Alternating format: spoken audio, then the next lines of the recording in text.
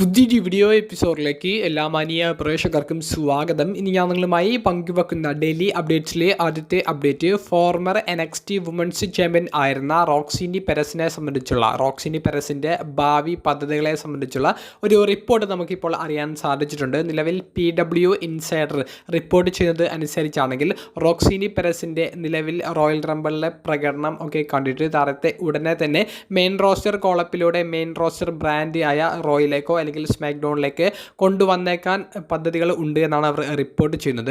Roxanne Perez NXTയിൽ ഏകദേശം താരത്തിൻ്റെ ഒരു കരിയറൊക്കെ അവസാനിച്ച മട്ടിലാണ് ഉള്ളത്. കാരണം യുവതാരമാണെങ്കിൽ പോലും NXTയിൽ വലിയൊരു കരിയർ താരം ഇപ്പോൾ തന്നെ ഉയർത്തിയിട്ടുണ്ട്. അതുകൊണ്ട് തന്നെ NXTയിൽ ഇനിയൊന്നും നേടാൻ ബാക്കിയില്ലാത്തത് കൊണ്ട് തന്നെ മെയിൻ റോസ്റ്റർ തന്നെയായിരിക്കും റോക്സിനി പെരസിന് ഇനി പറ്റിയ ഒരു സ്ഥലം എന്ന് പറയുന്നത്.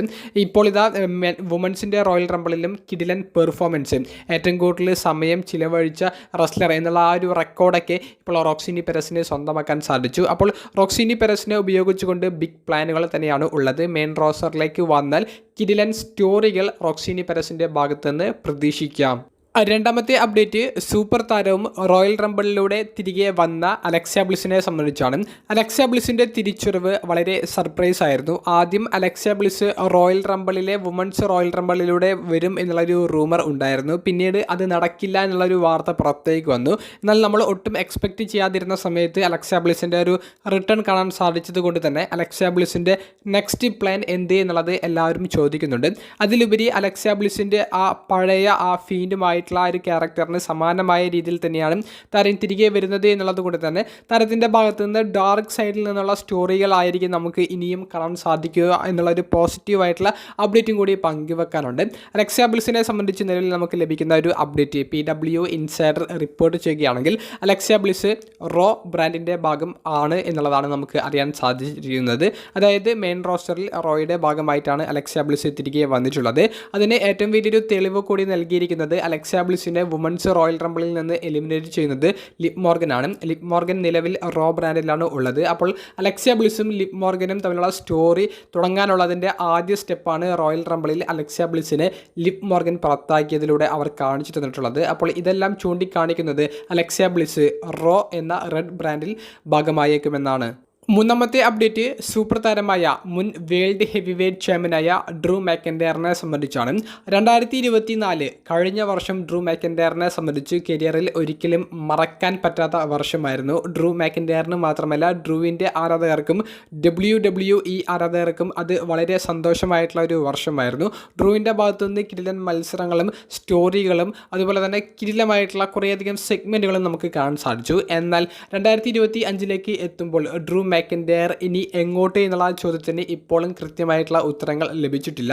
നിലവിൽ ഒരു വെബ്സൈറ്റ് റിപ്പോർട്ട് ചെയ്യുന്നത് ഡ്രൂ മാക്കൻഡയറിനെ റോയിൽ നിന്ന് സ്മാക്ഡൗണിലേക്ക് പെർമനൻ്റ്ലി മാറ്റിയിട്ടുണ്ട് എന്നാണ്. ട്രാൻസ്ഫർ വിൻഡോയുടെ പ്രകാരമായി ഡ്രൂ മാക്കൻഡയർ ഇനി ബ്ലൂ ബ്രാൻഡ് എന്ന് അറിയപ്പെടുന്ന ഫ്രൈഡേ നൈറ്റ് സ്മാക്ഡൗണിലായിരിക്കും ഉണ്ടായിരിക്കുക എന്നും അറിയാൻ സാധിക്കുന്നുണ്ട്. കൂടാതെ ഡ്രൂ മാക്കൻഡയറിൻ്റെ റെസൽമീനിയ 41 പദ്ധതികൾ എന്ത് എന്നുള്ളതിനെ സംബന്ധിച്ച് 2 അപ്ഡേറ്റുകൾ നിലവിൽ പുറത്തേക്ക് വരുന്നുണ്ട്. അതിൽ ഒന്ന് ഡാമിയൻ പ്രീസ്റ്റിനെതിരെ ഡ്രൂ മാക്കൻഡയർ ഒരു മത്സരം കളിക്കാൻ റെസൽമീനിയ 41 സാധ്യത ഉണ്ടെന്നാണ്. കാരണം മെൻസ് റോയൽ റംബിളിൽ ഡ്രൂ മാക്കൻഡയറിനെ പുറത്താക്കിയത് ഡാമിയൻ പ്രീസ്റ്റ് ആണ്. അങ്ങനെ ഒരു സ്റ്റോറി ബിൽഡ് ചെയ്തുകൊണ്ട് റെസൽമീനിയ 41 ഇരുവരും തമ്മിലുള്ള ഒരു മത്സരത്തിനാണ് പ്ലാൻ ചെയ്യുന്നത്. പക്ഷേ ഇതിന് നെഗറ്റീവായിട്ടുള്ള ഫീഡ്ബാക്കാണ് ഇപ്പോൾ ആരാധകർക്കിടയിലുള്ളത്. എന്താണെന്ന് വെച്ചാൽ Drew McIntyre versus Damian Priest തമ്മിലുള്ള സ്റ്റോറി കൊണ്ട് ഡ്രൂ മാക്കൻഡയറിന് എന്താണ് ഗുണം, സ്റ്റോറിയിൽ ഡ്രൂ വിജയിച്ചാൽ ഡ്രൂവിന് എന്ത് കിട്ടും എന്നുള്ളൊരു ചോദ്യം ബാക്കി നിൽക്കുന്നുണ്ട്. CM പങ്കിനെതിരെയുള്ള ഒരു സ്റ്റോറിയൊക്കെ ഡ്രൂ മാക്കൻഡയറിൻ്റെ പക്കയായിരുന്നു, വേറെ ലെവലായിരുന്നു. CM പങ്കിനെ പോലെയുള്ള ഒരു വെറ്ററൻ റെസ്ലറിനെ ഡ്രൂ മാക്കൻഡയർ പരാജയപ്പെടുത്തിയാൽ ബെസ്റ്റ് ഇൻ ദ വേൾഡ് എന്ന് പറഞ്ഞ് നടക്കുന്ന CM പങ്കിനേക്കാൾ താനാണ് ബെസ്റ്റ് എന്നുള്ളത് ഡ്രൂ മാക്കൻഡയറിന് അവിടെ പ്രൂവ് ചെയ്യാൻ സാധിക്കും. അദ്ദേഹത്തിന് വേൾഡ് ടൈറ്റിൽ ഓപ്പർച്യൂണിറ്റിയിലേക്ക് തിരികെ പോകാൻ സാധിക്കും. പക്ഷേ ഡാമിയൻ പ്രീസ്റ്റിനെ പോലെയുള്ള ഒരു താരത്തിനെതിരെ ഡ്രൂ സ്റ്റോറി ചെയ്ത് വിജയിച്ചാൽ അവിടെ ഡ്രൂവിന് എന്ത് ഗുണം എന്നാണ് ആരാധകർ ചോദിക്കുന്നത്. മറ്റൊരു story update LA Knight versus Drew McIntyre തന്നുള്ള ഒരു സ്റ്റോറി വരാൻ സാധ്യത ഉണ്ട് എന്നാണ്. എന്തായാലും ഇത്തരത്തിലുള്ള വാർത്തകളാണ് ഡ്രൂ മാക്കിൻറ്റയറിനെ സംബന്ധിച്ച് നമുക്കിപ്പോൾ കേൾക്കാൻ സാധിക്കുന്നത്. ഓൾറെഡി ഇന്നലത്തെ വീഡിയോയിൽ ഞാൻ പറഞ്ഞിരുന്നു, മെൻസ് റോയൽ റംബിളിലെ ഡ്രൂ മാക്കിൻറ്റയർ എലിമിനേറ്റ് ചെയ്യപ്പെട്ട ഉടനെ തന്നെ ഡ്രൂ മാക്കിൻറ്റയർ ബാക്ക് സ്റ്റേജിലേക്ക് പോയിട്ട് വലിയ പ്രശ്നങ്ങൾ ഉണ്ടാക്കിയിട്ടുണ്ട്.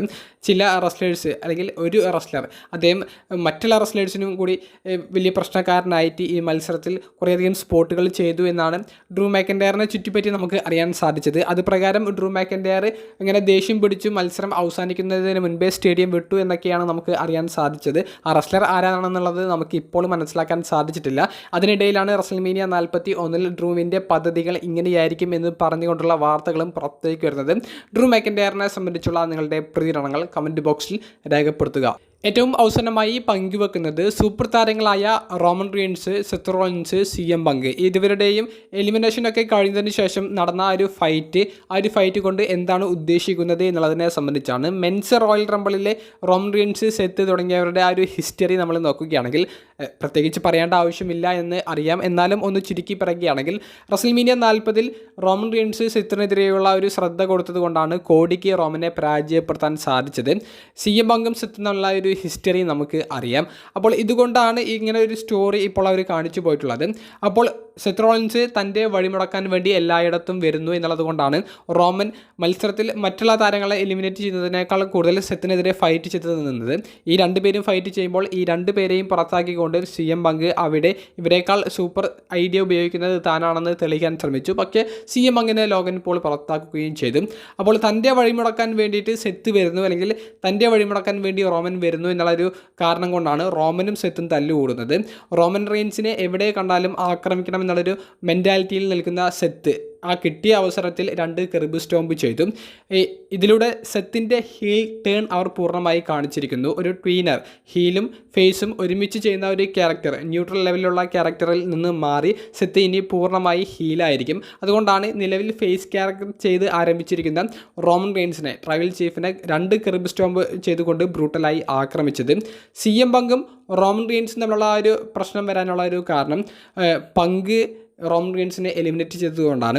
അപ്പോൾ പങ്കും റോമൻ റീൻസും തമ്മിലുള്ള ആ ഒരു വാക്ക് തർക്കം നടക്കുന്നതിൻ്റെ ഇടയിലാണ് റോമനെ സെത്ത് കെർബ് സ്റ്റോംപ് ചെയ്യുന്നത്. അപ്പോൾ ഇതെല്ലാം കോർത്തിണക്കിക്കൊണ്ട് റെസ്ൽമേനിയ 41 ഒരു ട്രിപ്പിൾ ത്രെറ്റ് മത്സരം വരാൻ സാധ്യതകൾ ഉണ്ട് എന്നാണ് നമുക്ക് റൂമേഴ്സിൽ നിന്ന് കേൾക്കാൻ സാധിക്കുന്നത്. എന്നോട് വ്യക്തിപരമായി ഈ ഒരു സാധ്യത എത്രത്തോളം ഉണ്ട് എന്ന് ചോദിച്ചാൽ സാധ്യത കുറവാണെന്ന് ഞാൻ പറയുകയുള്ളൂ. കാരണം ട്രിപ്പിൾ ത്രെറ്റ് മത്സരം വരുമെന്ന് നമുക്ക് ഒരിക്കലും പറയാൻ സാധിക്കില്ല. റൂമേഴ്സിൽ ഇപ്പോൾ ഇങ്ങനെ കേൾക്കുന്നുണ്ട്. എനിക്ക് തോന്നുന്നില്ല ഈ ഒരു മത്സരം വരുമെന്നുള്ളത്. നിങ്ങൾക്ക് എന്ത് തോന്നുന്നു? സെത്തിൻ്റെ പൂർണ്ണമായ ഒരു ഹീൽ ടേൺ അവർ കാണിച്ചു. റോമനും പങ്കും ഫേസ് ടു ഫേസ് വാക്കുകൾ കൊണ്ട് ഏറ്റുമുട്ടുന്നു. റോമനും അതുപോലെ തന്നെ സെത്തും തമ്മിലുള്ള ഒരു ഫൈറ്റ്, അതുപോലെ തന്നെ പങ്കും സെത്തും തമ്മിലുള്ള ഒരു ഫൈറ്റ്, ഇതൊക്കെ ഒരു ട്രിപ്പിൾ ത്രെറ്റിലേക്ക് കൊണ്ടുപോകുമ്പോൾ അഭിപ്രായം കമൻറ്റ് ബോക്സിൽ രേഖപ്പെടുത്തുക. അപ്പോൾ അടുത്തൊരു വീഡിയോയുമായി കാണുന്നത് വരെ ബൈ.